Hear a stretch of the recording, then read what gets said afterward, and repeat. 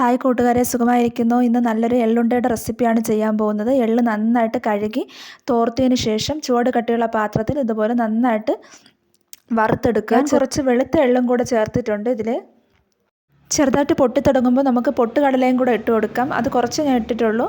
നന്നായിട്ട് ഇതും വറുത്തെടുക്കുക. ഈ സമയം ഒരുപാട് തീ കൂട്ടി വെക്കരുത്, എങ്കിൽ കരിഞ്ഞു പോകും. നമുക്ക് കരിയണത് അറിയാനും കഴിയില്ല. കറുത്ത എള്ള് മാത്രമാണ് ഉപയോഗിക്കുന്നതെങ്കിൽ കരിഞ്ഞു പോകുന്നത് അറിയാൻ കഴിയില്ല. ഇത് തണുക്കാനായിട്ട് മാറ്റി വയ്ക്കുക. എന്നിട്ട് ശർക്കര പാനി ഉണ്ടാക്കുക. നന്നായിട്ട് അലിയിച്ച് എടുക്കുക. ഇത് കുഞ്ഞുങ്ങൾക്കൊക്കെ ഒരുപാട് ഇഷ്ടപ്പെടും. ചിലർ ഇതിൽ തേങ്ങ ചേർക്കാറുണ്ട്, പക്ഷേ ഞാൻ ഇതിൽ ചേർത്തിട്ടില്ല. ഒരുപാട് നാൾ കേടുകൂടാതിരിക്കാൻ വേണ്ടി ഞാൻ ഇവിടെ ചേർത്തിട്ടില്ല. ഒരുപാട് നാൾ ഇതിരിക്കില്ല, പെട്ടെന്ന് തന്നെ നമ്മൾ തീർക്കും. ഇവിടെ എല്ലാവർക്കും ഇത് വളരെ ഇഷ്ടമാണ്. ഇത് നല്ല ഒരുവിധം കട്ടിയാവുമ്പം ഇത് ഇട്ട് കൊടുക്കുക. എള്ള് നന്നായിട്ട് വറുത്തത് തണുത്തിട്ടുണ്ട്, ഇട്ട് കൊടുക്കുക. ഇട്ടിട്ട് കുറേ നേരം ഒന്ന് കിണ്ടി കൊടുക്കുക.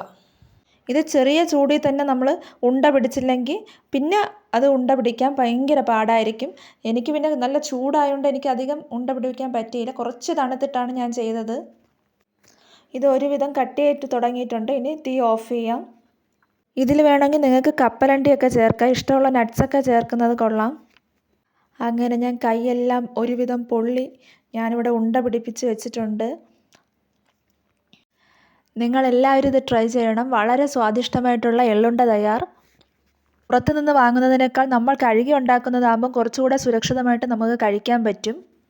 നിങ്ങൾ ആദ്യമായിട്ടാണ് ഈ ചാനൽ കാണുകയാണെങ്കിൽ ഒന്ന് സബ്സ്ക്രൈബ് ചെയ്ത് സപ്പോർട്ട് ചെയ്യണേ കൂട്ടുകാരെ.